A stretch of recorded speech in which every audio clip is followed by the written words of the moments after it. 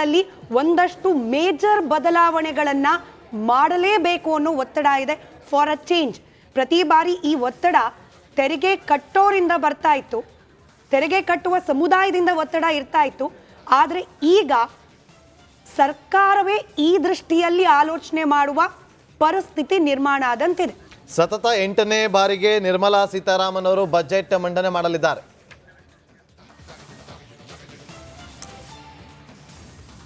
ಮಧ್ಯಮ ವರ್ಗಕ್ಕೆ ಏನು ಕೊಡ್ತಾರೆ, ಜೊತೆಗೆ MSMEಗೆ ಏನು ಕೊಡ್ತಾರೆ, ಹಾಗೇನೆ ಕೃಷಿ ಕ್ಷೇತ್ರಕ್ಕೆ ಏನು ಕೊಡ್ತಾರೆ, ನಿತ್ಯ ಬಳಕೆಗೆ ಏನು ಕೊಡ್ತಾರೆ, ಸತತವಾಗಿ 8ನೇ ಬಾರಿಗೆ ಬಜೆಟ್ನ ಮಂಡನೆ ಮಾಡ್ತಾ ಇದ್ದಾರೆ ನಿರ್ಮಲಾ ಸೀತಾರಾಮನ್.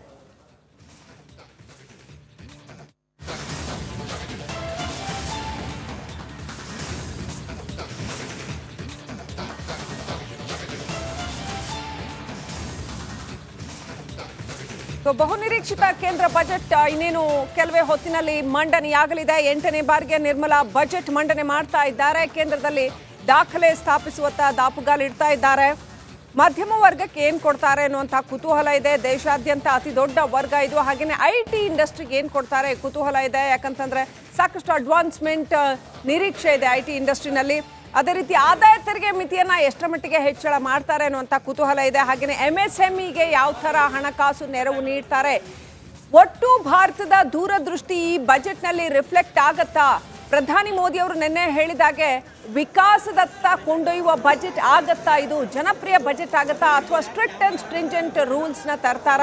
ಹೇಗಿರುತ್ತೆ ಈ ಬಜೆಟ್ ಅಂತ ಆಲ್ರೆಡಿ ಈಗ ಬಜೆಟ್ ಕುರಿತಾಗಿ ಹಣಕಾಸು ವಲಯದಲ್ಲಿರ್ತಕ್ಕಂಥ ಮಾತು ಏನು ಅಂತಂದ್ರೆ, ಇದು ಈ ಸಾರಿಯದ್ದು ಸಾಕಷ್ಟು ಜನಪ್ರಿಯ ಬಜೆಟ್ ಆಗಲಿದೆ. ಇದರಲ್ಲಿ ಸಾಕಷ್ಟು ರಿಲ್ಯಾಕ್ಸೇಷನ್ ರಿಲೀಫ್ಸ್ ಇರತ್ತೆ ಅಂತ. ಹಾಗಿರತ್ತ ಕಾದು ನೋಡ್ಬೇಕು.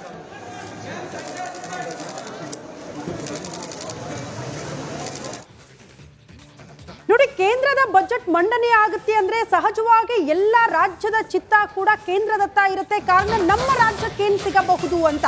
ಬರೀ ನಮ್ಮ ರಾಜ್ಯ ಅಲ್ಲ, ಎಲ್ಲಾ ರಾಜ್ಯದ ಚಿತ್ತ ಕೂಡ ಕೇಂದ್ರದ ಕಡೆಗೆ ಇರುತ್ತೆ. ಕರ್ನಾಟಕದ್ದು ಹಾಗೆ ಅನೇಕ ನಿರೀಕ್ಷೆಗಳಿದೆ.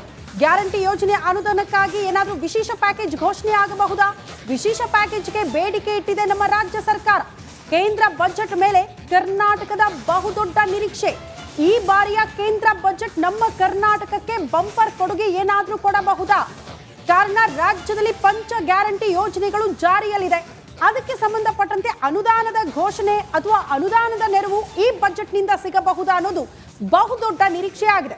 ಆರಂಭದಲ್ಲೇ ಹೇಳಿದ್ವಲ್ಲ, ರಾಜ್ಯದ ಬಜೆಟ್ ಆದ್ರೆ ಜನಸಾಮಾನ್ಯರು ನಿರೀಕ್ಷೆ ಇಟ್ಕೊಳ್ತೀವಿ, ನಮಗೇನು ಸಿಗುತ್ತೆ ಅಂತ. ಆದ್ರೆ ಕೇಂದ್ರದ ಬಜೆಟ್ ಆಗಿರೋದ್ರಿಂದ ನಮಗೇನು ಸಿಗುತ್ತೆ ಅನ್ನೋದ್ರ ಜೊತೆಗೆ ನಮ್ಮ ರಾಜ್ಯಕ್ಕೆ ಏನು ಸಿಗುತ್ತೆ ಅನ್ನುವಂತಹ ನಿರೀಕ್ಷೆಗಳು ಕೂಡ ದುಪ್ಪಟ್ಟಾಗಿದೆ.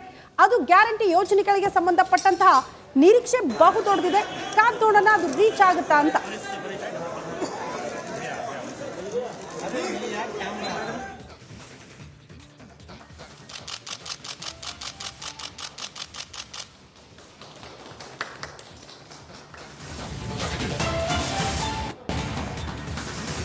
ಮಧ್ಯಮ ವರ್ಗಕ್ಕೆ ಗುಡ್ ನ್ಯೂಸ್ ಸಿಗುತ್ತಾ? ಕುತೂಹಲ ಅಂತೂ ಇದ್ದೇ ಇದೆ. ತೆರಿಗೆ ಪಾವತಿಯಲ್ಲಿ ವಿನಾಯಿತಿಯನ್ನು ಕೊಡ್ತಾರ? ಸಾಕಷ್ಟು ನಿರೀಕ್ಷೆಯನ್ನು ಹುಟ್ಟಿಸಿರುವಂಥ ಈ ಬಾರಿಯ ಯೂನಿಯನ್ ಬಜೆಟ್ ಮಧ್ಯಮ ವರ್ಗದವರು, ಸಂಬಳ ಪಡೆದುಕೊಳ್ತಾ ಇರುವಂಥವ್ರು, ಟ್ಯಾಕ್ಸ್ ಕಟ್ತಾ ಇರುವಂಥವ್ರು, ಇವ್ರಿಗೇನಾದರೂ ಖುಷಿ ವಿಚಾರ. ಪ್ರಮುಖವಾಗಿ ಗ್ಯಾಸ್ನ ಬೆಲೆ ಏನಾದರೂ ಇಳಿಕೆ ಆಗುತ್ತಾ? ಪೆಟ್ರೋಲ್ ಡೀಸೆಲ್ ಬೆಲೆಯಲ್ಲಿ ಏನಾದರೂ ಕಡಿಮೆ ಮಾಡ್ತಾರಾ? ಸೊ ಇದೆಲ್ಲ ಕುತೂಹಲ ಇದೆ. ಸೊ ಹಾಗಾಗಿ ಮಧ್ಯಮ ವರ್ಗದವರು ಬಹಳ ನಿರೀಕ್ಷೆಯಿಂದ ಕಾದು ಕುಳಿತಿದ್ದಾರೆ, ನಮಗೇನಾದರೂ ವಿನಾಯಿತಿ ಕೊಡ್ತಾರಾ ಅಂತೇಳಿ.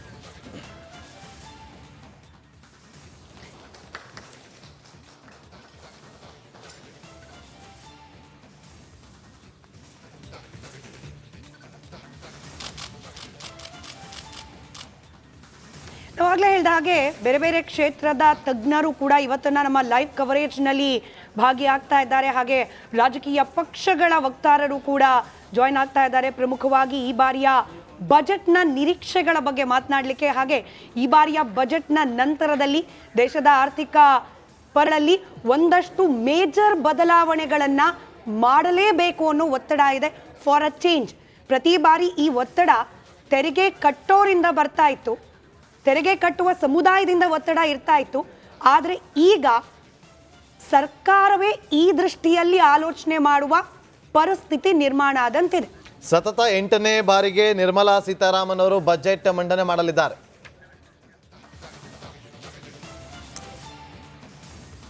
ಸೊ ಮಧ್ಯಮ ವರ್ಗಕ್ಕೆ ಏನು ಕೊಡ್ತಾರೆ, ಜೊತೆಗೆ MSMEಗೆ ಏನು ಕೊಡ್ತಾರೆ, ಹಾಗೇನೆ ಕೃಷಿ ಕ್ಷೇತ್ರಕ್ಕೆ ಏನು ಕೊಡ್ತಾರೆ, ನಿತ್ಯ ಬಳಕೆಗೆ ಏನು ಕೊಡ್ತಾರೆ, ಸತತವಾಗಿ 8ನೇ ಬಾರಿಗೆ ಬಜೆಟ್ನ ಮಂಡನೆ ಮಾಡ್ತಾ ಇದ್ದಾರೆ ನಿರ್ಮಲಾ ಸೀತಾರಾಮನ್.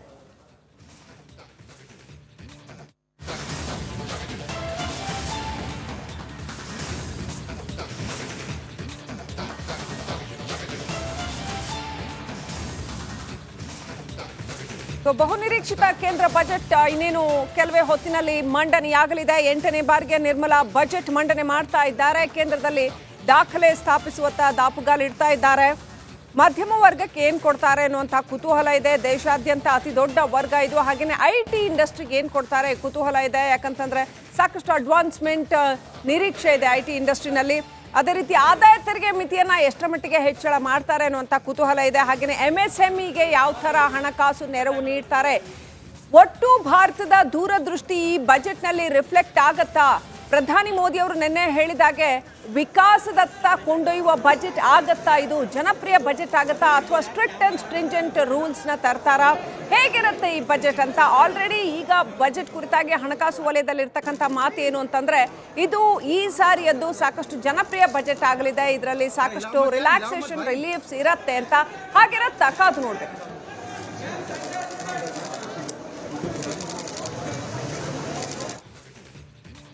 ನೋಡಿ, ಕೇಂದ್ರದ ಬಜೆಟ್ ಮಂಡನೆ ಆಗುತ್ತೆ ಅಂದ್ರೆ ಸಹಜವಾಗಿ ಎಲ್ಲ ರಾಜ್ಯದ ಚಿತ್ತ ಕೂಡ ಕೇಂದ್ರದತ್ತ ಇರುತ್ತೆ. ಕಾರಣ ನಮ್ಮ ರಾಜ್ಯಕ್ಕೇನು ಸಿಗಬಹುದು ಅಂತ. ಬರೀ ನಮ್ಮ ರಾಜ್ಯ ಅಲ್ಲ, ಎಲ್ಲಾ ರಾಜ್ಯದ ಚಿತ್ತ ಕೂಡ ಕೇಂದ್ರದ ಕಡೆಗೆ ಇರುತ್ತೆ. ಕರ್ನಾಟಕದ್ದು ಹಾಗೆ ಅನೇಕ ನಿರೀಕ್ಷೆಗಳಿದೆ. ಗ್ಯಾರಂಟಿ ಯೋಜನೆ ಅನುದಾನಕ್ಕಾಗಿ ಏನಾದರೂ ವಿಶೇಷ ಪ್ಯಾಕೇಜ್ ಘೋಷಣೆ ಆಗಬಹುದಾ? ವಿಶೇಷ ಪ್ಯಾಕೇಜ್ಗೆ ಬೇಡಿಕೆ ಇಟ್ಟಿದೆ ನಮ್ಮ ರಾಜ್ಯ ಸರ್ಕಾರ. ಕೇಂದ್ರ ಬಜೆಟ್ ಮೇಲೆ ಕರ್ನಾಟಕದ ಬಹುದೊಡ್ಡ ನಿರೀಕ್ಷೆ. ಈ ಬಾರಿಯ ಕೇಂದ್ರ ಬಜೆಟ್ ನಮ್ಮ ಕರ್ನಾಟಕಕ್ಕೆ ಬಂಪರ್ ಕೊಡುಗೆ ಏನಾದರೂ ಕೊಡಬಹುದಾ? ಕಾರಣ ರಾಜ್ಯದಲ್ಲಿ ಪಂಚ ಗ್ಯಾರಂಟಿ ಯೋಜನೆಗಳು ಜಾರಿಯಲ್ಲಿದೆ. ಅದಕ್ಕೆ ಸಂಬಂಧಪಟ್ಟಂತೆ ಅನುದಾನದ ಘೋಷಣೆ ಅಥವಾ ಅನುದಾನದ ನೆರವು ಈ ಬಜೆಟ್ನಿಂದ ಸಿಗಬಹುದಾ ಅನ್ನೋದು ಬಹುದೊಡ್ಡ ನಿರೀಕ್ಷೆ ಆಗಿದೆ. ಆರಂಭದಲ್ಲೇ ಹೇಳಿದ್ವಲ್ಲ, ರಾಜ್ಯದ ಬಜೆಟ್ ಆದ್ರೆ ಜನಸಾಮಾನ್ಯರು ನಿರೀಕ್ಷೆ ಇಟ್ಕೊಳ್ತೀವಿ, ನಮಗೇನು ಸಿಗುತ್ತೆ ಅಂತ. ಆದ್ರೆ ಕೇಂದ್ರದ ಬಜೆಟ್ ಆಗಿರೋದ್ರಿಂದ ನಮಗೇನು ಸಿಗುತ್ತೆ ಅನ್ನೋದ್ರ ಜೊತೆಗೆ ನಮ್ಮ ರಾಜ್ಯಕ್ಕೆ ಏನು ಸಿಗುತ್ತೆ ಅನ್ನುವಂತಹ ನಿರೀಕ್ಷೆಗಳು ಕೂಡ ದುಪ್ಪಟ್ಟಾಗಿದೆ. ಅದು ಗ್ಯಾರಂಟಿ ಯೋಜನೆಗಳಿಗೆ ಸಂಬಂಧಪಟ್ಟಂತಹ ನಿರೀಕ್ಷೆ ಬಹುದೊಡ್ಡದಿದೆ. ಕಾದ್ ನೋಡೋಣ ಅದು ರೀಚ್ ಆಗುತ್ತಾ ಅಂತ.